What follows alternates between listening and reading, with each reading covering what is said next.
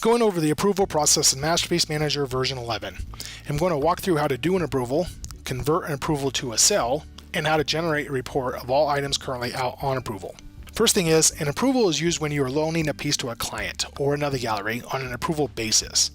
So for an example, let's say a customer comes in, they're interested in buying a painting, but they want to take it home, put it above their fireplace or stairs, and see how it looks for a little while before committing to the purchase.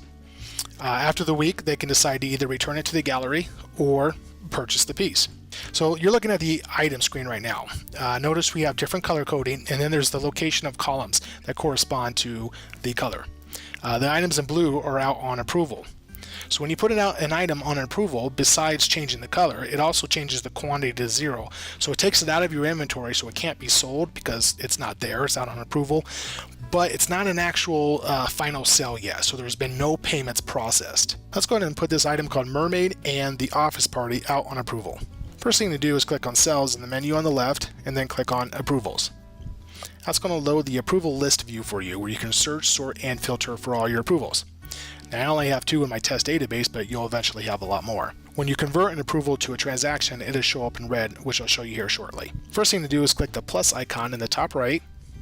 Note the default transaction type is approval, and also note that the approval process is very similar to transactions because approvals are a type of transaction. One thing that's lacking though is a payments tab because approvals do not have payments associated with them. Hopefully they will eventually have a payment when you convert it to a transaction, but by default all you're doing is putting the item on approval. So the first process is to put in your customer name. It's not necessary, but for approvals especially, you'll probably have a client. I'll just put in my name. And then you'll find the items that you're going to put on approval. You can search by title, scan code, artist, vendor, subject, depending on your company settings. So I'm going to do Mermaid, and then we're going to do the Office Party.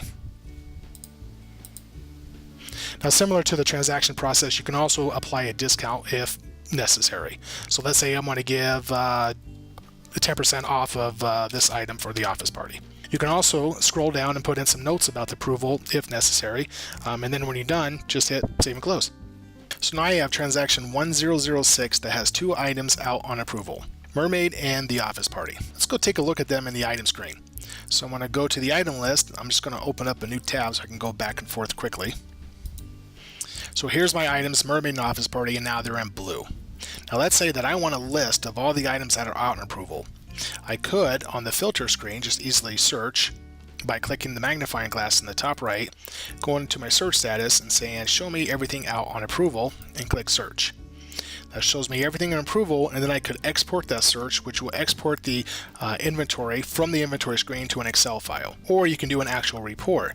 To do that, just go to the Reports, Inventory, and I'm going to do this Summary of Inventory with Images. I'm going to click on the Approval option. I have a lot of options on how I want to filter my approvals.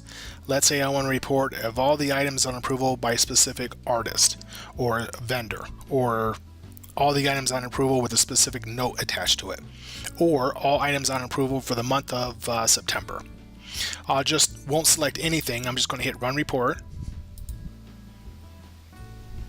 And this produces a PDF report which I can then print off. Now these reports are customizable, so your report might not look like this, or you may want to change some stuff up. Okay, so let me close the PDF. You could also, from here, select CSV and then run a report. And then it will open up a CSV file with all the information about the items that are out on approval, such as the title, the scan code, the dimensions, all this other information. And you can always delete columns if they don't apply to you. All right, so let me minimize that, close this, and then let's go back to the transactions. And what I'm going to do is I'm going to convert one item to a transaction and return the other one. So let's convert the Office Party to a transaction. So I'm just going to click on it, but if you wanted to convert both of them, you would click on both of them and then hit the Convert Approval option. I'm just going to select one of them.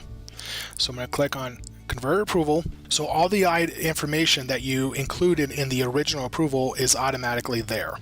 All you have to do then is put in the payment information. And notice how the payment tab is now there. So I'm going to click on payments, and then I'm going to add a payment. So let's say that the customer is going to pay with a Visa. So I'll select Visa. You could put in the credit card information here. If you integrate this with one of our partners, you can just hit apply payment. I'm just going to hit save, and then we'll go ahead and save and close. Okay, so I converted the office party to a transaction. So now if I go to sales and then go to transaction list, you can see that the office party is now an actual transaction number with a different number. It was 1006 as an approval, but as a sell, it's 1007. Now let's go back to approvals, and I am going to actually return this item called Mermaid. So I'll select it, and then I'll hit the return approval line option. So when you select that, you'll get a screen that looks like this, and you'll just check this red box on the right to all the items that you want to return. So if this transaction had 10 items on it, you would want to click the red return button for all the items that apply. So I'll go ahead and hit it for this one, and then save and close. Now notice on the approval list view, the items that were returned went to red. And also, because the item was returned, that creates a return transaction for it, which gives it a different transaction number. So you had your original transaction, which is 1006. One of them got converted to a sale, which is transaction 1007, and then the return sale is 1008.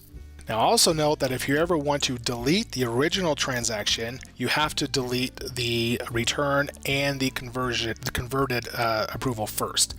For example, if I try to delete this and say delete approval, get a message saying no, you must first delete the sales transaction associated with this approval. Okay, now so if we go back to the inventory, so inventory item list, notice that the office party that was converted to a sale is now in red and it's sold. The Mermaid is back in the stock. If I open up the Mermaid, you can also go to the transaction tab, and it will show you a history of the transactions that were associated with this item. So you can see that I put it out on approval August 2nd, which is today, and then I also returned it today, a little bit later, about 10 minutes later. And if I go to stock locations, it'll also give you the history of the item. So it was entered in the system, it went out on approval, and then it went from approval back to stock. And if we go take a look at the other item, the office party, we can go to stock locations here, and we can see that was put on approval, and then it went from approval to sold. Now when you do this, you'll have a staff that will indicate which staff member did it. And that's the process of approvals.